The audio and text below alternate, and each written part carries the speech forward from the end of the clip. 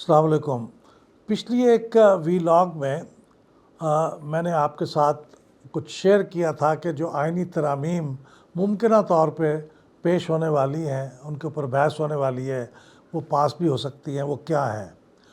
उसके बारे में हतमी तौर पर तो मालूम नहीं था, अभी भी मालूम नहीं है, लेकिन वो आइनी तरामीम के जो मुसवदे अवेलेबल थे उनके अंदर ये चीज़ मौजूद थी। आज मैं आपके साथ ये गुफ्तगू करना चाहता हूँ कि अगरचे ये उसका मरकज़ी नुक्ता फेडरल कॉन्स्टिट्यूशनल कोर्ट तो बहुत पुराना आइडिया है और ये हमारे चार्टर ऑफ डेमोक्रेसी के अंदर भी लिखा हुआ है, तो इस मौके पर इसको पास कराने की ज़रूरत क्यों पेश आई है, तो ये मैं थोड़ा सा पस मंज़र आपके साथ शेयर करना चाहता हूँ। तो बुनियादी तौर पे इस वक्त पेश करने की ज़रूरत इसलिए पेश आ रही है कि 25 अक्टूबर को मौजूदा चीफ़ जस्टिस ऑफ पाकिस्तान यानी सुप्रीम कोर्ट के चीफ़ जस्टिस जनाब काजी फ़ायज़ ईसा साहब रिटायर हो जाएंगे और उनकी जगह पे नेक्स्ट सीनियर मोस्ट जो जज हैं वो चीफ़ जस्टिस ऑफ पाकिस्तान बन जाएंगे, जो इस वक्त तक की जो लिस्ट है उसके मुताबिक मंसूर अली शाह साहब हैं। और चूँकि एक तरीक़ेकार तय है कि सीनियर मोस्ट जज ही चीफ़ जस्टिस बनता है, तो इसके मुताबिक उनको बनना है। मेरे ख़्याल में उसकी बड़ी वजह कि अब इस वक्त ये तब्दीली लाने का सोचा जा रहा है, वो ये है कि एक ख़दशा मौजूद है, एक अदम एतमाद मौजूद है आने वाली लीडरशिप के साथ और आने वाली अदालत के चीफ़ जस्टिस के साथ, कि जिस तरह से उन्होंने 8 जजों ने मिल के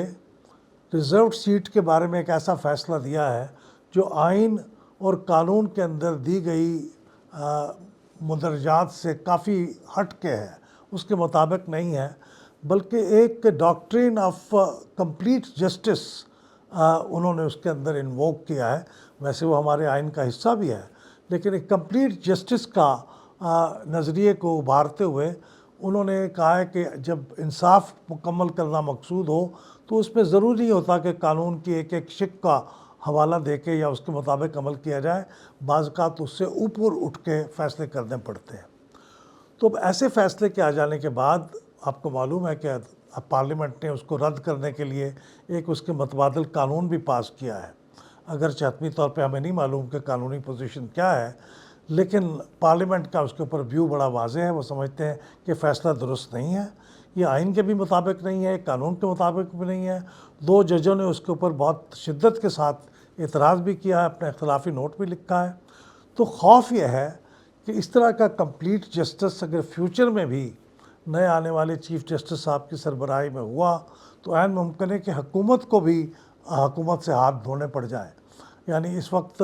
चूँकि इलेक्शन के ऊपर बहुत एतराज़ किए जा रहे हैं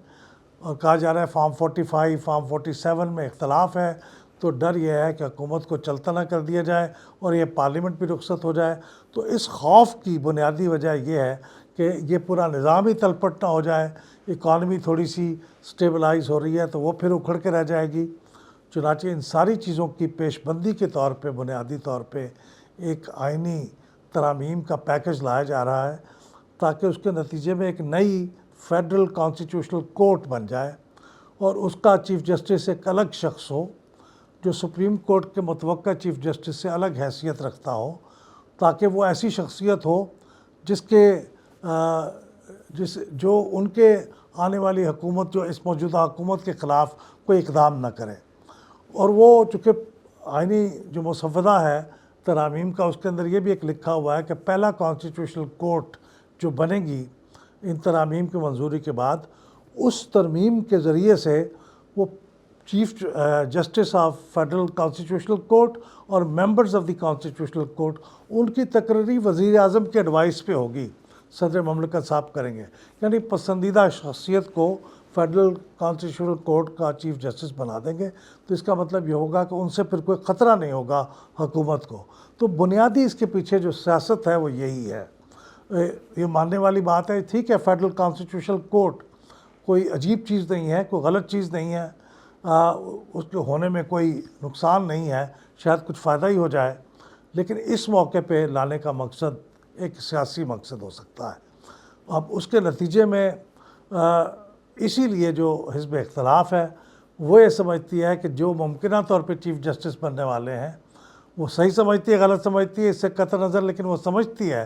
کہ نئے آنے والے جو چیف جسٹس ہوں گے، سینئر موسٹ اس وقت جو جج ہیں، وہ سمپتھیٹک ہوں گے پی ٹی آئی کے ساتھ، حزب اختلاف کے ساتھ، اس لیے انہی کو چیف جسٹس آف پاکستان بننا چاہیے اور امپاورڈ، اور اس سے ان کے چیف جسٹس بننے سے پہلے کوئی فیڈرل کانسٹیٹیوشنل کورٹ بھی نہیں بننی چاہیے۔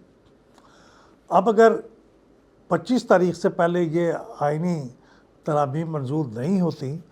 تو اس کا مطلب یہ ہوگا کہ 25 تاریخ کو منصور علی شاہ صاحب چیف جسٹس بن جائیں گے، 26 تاریخ کو فیڈرل کانسٹیٹیوشنل کورٹ نہیں ہوگی، سپریم کورٹ پوری طرح پاورفل ہوگی، تو عین ممکن ہے کہ وہ ان مجوزہ آئینی ترامیم کا بھی راستہ کسی طریقے سے روک دیں اور پھر حکومت کا بھی راستہ اور ان کی منزل کھوٹی ہو جائے۔ تو ان تمام چیزوں کے پیش نظر اس وقت زور اس بات پہ لگایا جا رہا ہے کہ 25 تاریخ کے آنے سے پہلے آئینی ترامیم پاس ہو جائے۔ اس میں بہت سی ترامیم تو میں نے جیسے ذکر کیا تھا پچھلی ویلاگ میں کہ 29 کے قریب چیزیں تو فیڈرل کانسٹیٹیوشنل کورٹ کے بارے میں ہیں، لیکن اس کے علاوہ بہت سی اور ترامیم ہیں، آرٹیکل 63A کے بارے میں ہے، ہائی کورٹ کے ججوں کے ٹرانسفر کے بارے میں ہے اور الیکشن کمیشن کے بارے میں ہے۔ تو اس وقت اب یہ بات غیر یقینی ہے کہ کیا یہ آئینی ترامیم پاس ہو سکیں گی۔ اس وقت تو 2/3 میجارٹی حکومت کو اور حکومت کے حامی جماعتوں کو نیشنل اسمبلی میں حاصل نہیں ہے، سینٹ میں بھی حاصل نہیں ہے۔ اس کے بعد کوشش کی جا رہی ہے کہ جمعیت علماء اسلام اگر ان کا ساتھ دے دے، لیکن اب تک انہوں نے بھی ان کے ساتھ دینے کا کوئی اعلان نہیں کیا ہے، بلکہ اکثر و بیشتر ان آئینی ترامیم کے خلاف ہی مولانا فضل الرحمان صاحب کے بیانات آتے رہے ہیں۔ تو ان حالات پہ کیسے پاس ہوگا اس کے بارے میں دو امکانات موجود ہیں۔ ایک تو یہ ہے کہ آرٹیکل 63A جس کو حال ہی میں سپریم کورٹ نے ریورس کر دیا ہے کہ اب اپنی پارٹی سے ڈیفیکشن کرنے والے، ان کے پارٹی کی مرضی کے خلاف ووٹ دینے والے لوگوں کا ووٹ کاؤنٹ ہوگا، تو یہ بھی ممکن ہے کہ حزب اختلاف سے بہت سے نہیں تو کم از کم اتنے ممبر ڈیفیکٹ کر کے حکومت کی اس آئینی ترامیم کو سپورٹ کر دیں کہ 2/3 میجارٹی انہیں حاصل ہو جائے۔ دوسرا امکان یہ ہے کہ چونکہ اسمبلی اور پارلیمنٹ یہ قانون پاس کر چکی ہے جس کے مطابق اب سپریم کورٹ کا وہ فیصلہ جو 12 جولائی کو دیا گیا تھا، اس کو بعض لوگوں کا خیال یہ ہے کہ وہ اب ایفیکٹو نہیں رہا، تو اگر وہ ایفیکٹو نہیں رہا اور یہ پاس کیا ہوا قانون ایفیکٹو ہے تو پھر جو ریزروڈ سیٹس ہیں وہ واپس جو پہلے پی ٹی آئی کو دے جانے کا فیصلہ ہوا تھا وہ واپس انہی پارٹیوں کو مل جائیں گی، کیونکہ سنی اتحاد کونسل کو تو نہیں مل سکتی کیونکہ انہوں نے تو کوئی اپنا فارم بھی جمع نہیں کرایا تھا، پریورٹی لسٹ بھی نہیں بنائی تھی، تو اس لیے وہ مل جائیں گے مسلم لیگ نواز کو، پیپلز پارٹی کو اور جمعیت علماء اسلام۔ تو اس کا مطلب یہ ہوگا کہ قومی اسمبلی میں اگر وہ نشستیں مل جائیں گی تو آٹومیٹکلی 2/3 میجارٹی حکومتی اتحاد کو حاصل ہو جائے گی۔ تو یوں 2/3 اور اس طرح پھر سینٹ کے اندر بھی کچھ کوشش کی جائے گی کہ چند لوگوں کی جو کمی ہے اس کو بھی پورا کر لیا جائے، لیکن یہ محض مفروضے ہیں، آنے والے دن میں یہ کیسے چیزیں ہوں گی، لیکن حکومت اس کے بارے میں بہت اسٹرانگلی فیل کرتی ہے کہ یہ ترامیم پاس ہونی چاہیے اور 25 تاریخ سے پہلے ہونی چاہیے۔ اب ہم دیکھتے ہیں کہ یہ کس طرح سے ممکن ہوگا اور اس میں کیا کیا طریقے اختیار کیے جائیں گے کہ یہ آئینی ترامیم پاس ہو سکے۔ بہت شکریہ۔